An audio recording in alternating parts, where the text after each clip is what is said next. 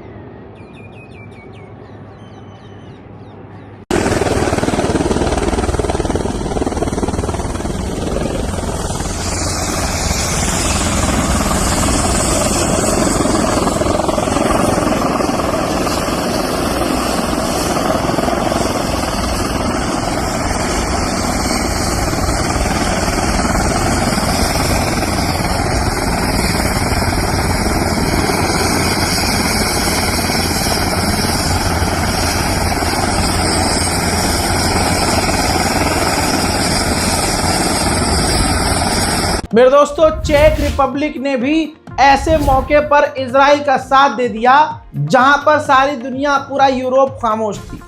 Europe union parliament के अंदर Israel के खिलाफ एक बिल पास किया गया, जिसमें तमाम देशों ने रजामंदी दिखाई और इजराइल के खिलाफ वोट डालकर राजी हुए कि तुरंत लेबनान से इजराइल वापस निकले। लेकिन ऐसे में चेक रिपब्लिक ने अपने अंदर की औकात दिखाई और वीटो कर दिया और टांग अड़ाते हुए कहा कि इजराइल ही क्यों पीछे हटे, हिजबुल्लाह को भी पीछे हटना पड़ेगा। ये तो वही वाली बात है, तुम सुअर की नस्ल हमारे इलाके, हमारी गली में घुसो और आधी गली में घुसने के बाद तुम हमसे ही कहो कि हम तो गली के बाहर जाएंगे, लेकिन तुम भी अपनी ही गली में और पीछे जाओ। ये चेक रिपब्लिक की औकात है। सोशल मीडिया पर चेक रिपब्लिक को भी रेलना शुरू कर दीजिए। उधर यूएन के अंदर रशिया ने इजराइल की पूरी पोल खोल दी है। मेरे दोस्तों, ये रूसी एम्बेसडर हैं, प्रवक्ता हैं यूएन के लिए। उन्होंने साफ कह दिया है यूएन में कि पूरे इलाके में वाहिद इजराइल ऐसा है जो जंग बढ़ा रहा है। इजराइल के सरकार को चलाने वाले जो प्रधानमंत्री नेतन्याहू हैं, वो पर्सनली चाहते हैं कि ईरान और अमेरिका की डायरेक्ट मिडिल ईस्ट में जंग शुरू हो जाए। दोस्तों, आगे उन्होंने ये भी कहा कि पूरे इलाके में इजराइल जेनोसाइड कर रहा है और नसरुल्लाह का कत्ल ही इजराइल ने इसलिए करवाया ताकि अमेरिका और ईरान डायरेक्ट जंग में उतर आए। लेबनान के अंदर इजराइल की फौज को तगड़ा नुकसान पहले दिन में तो हो गया, अब भारी मात्रा में इजराइल के सैनिक जब फिर से लेबनान के अंदर भेजने के लिए तैयार किए गए तो शैतानी रसूमात बॉर्डर पर ये हैवान करते हुए नजर आ रहे हैं।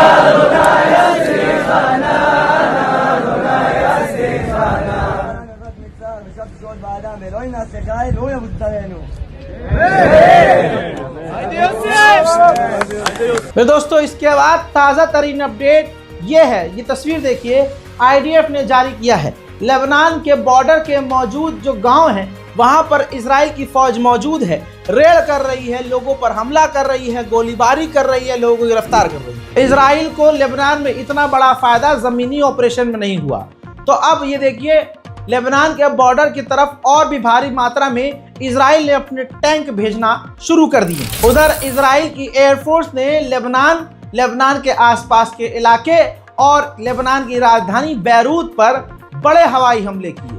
मेरे दोस्तों, ईरान का कुछ उखाड़ नहीं पाया तो इधर अपना गुस्सा दिखा ही रहा है। लेबनान पर खतरनाक हमले की तस्वीरें आपके सामने और फिर तबाही भी देखिए।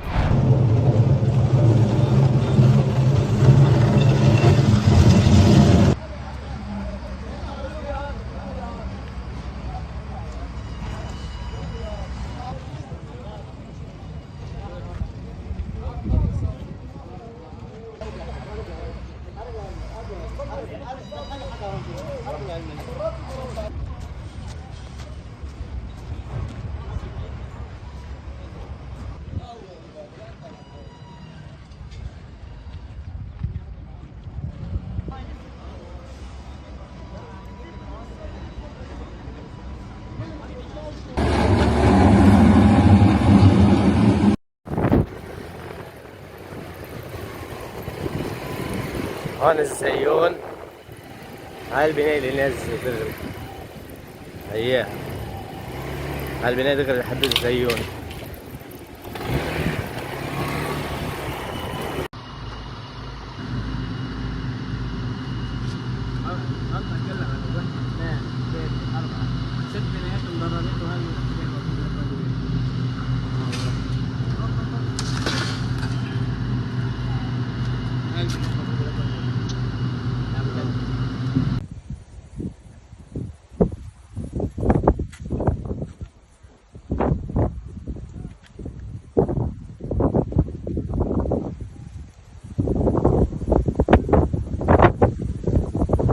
हस्बी अल्लाह व निअमल वकील।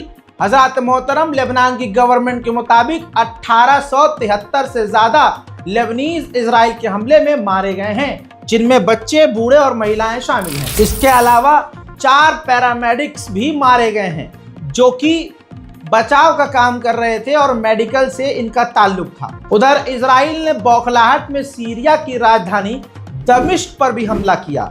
ये तस्वीर देख लीजिए, दमिश्क पर हमले की तस्वीर है। दमिश्क का नाम आया है, सीरिया का नाम आया है, तो मैं आपको ब्रेकिंग न्यूज़ बताना चाहूँगा। हमारे सहयोगी के द्वारा हमें ये भी बताया गया है कि इजराइल के निशाने पर इस वक्त बशर अल असद है, क्योंकि कोई भी बड़ा नेता है उनका रिप्लेसमेंट मौजूद है।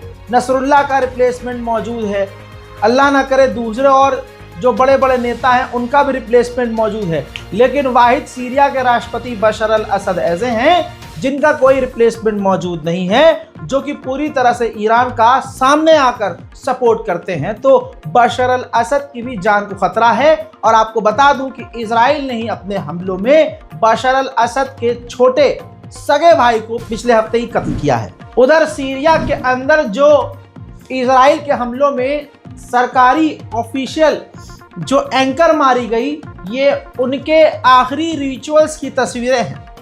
हजरात, इजराइल ने मिडिल ईस्ट में लगभग तमाम देशों को बड़ा बड़ा दर्द दिया है। वहीं लेबनान ने भी पीछे रहना ज़रूरी नहीं समझा।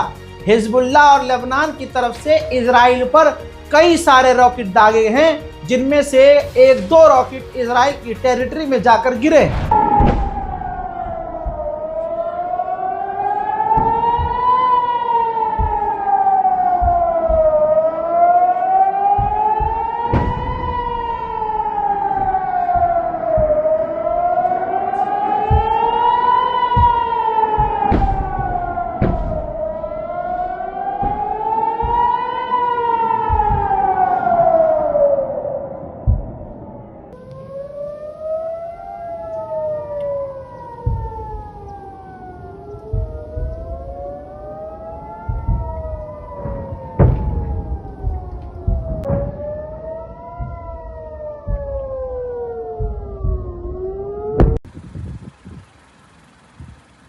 वहीं इजरायली ऑफिशियल्स का कहना यह है, जिन्होंने ये क्लियर किया है, अपडेट दिया है कि हमने हिजबुल्लाह के एक और टेररिस्ट कमांडर को कत्ल कर दिया है।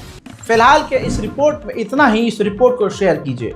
हमारे चैनल रज़ाग्राफी अनस्क्रिप्टेड, जिस पर यह वीडियो आप देख रहे हैं, जल्दी से कीजिए सब्सक्राइब, ताकि मिडल ईस्ट की कम से कम खबर आपसे मिस ना हो। मैं हूं रजा और आप देख रहे थे रज़ाग्राफी अनस्क्रिप्टेड। जय हिंद।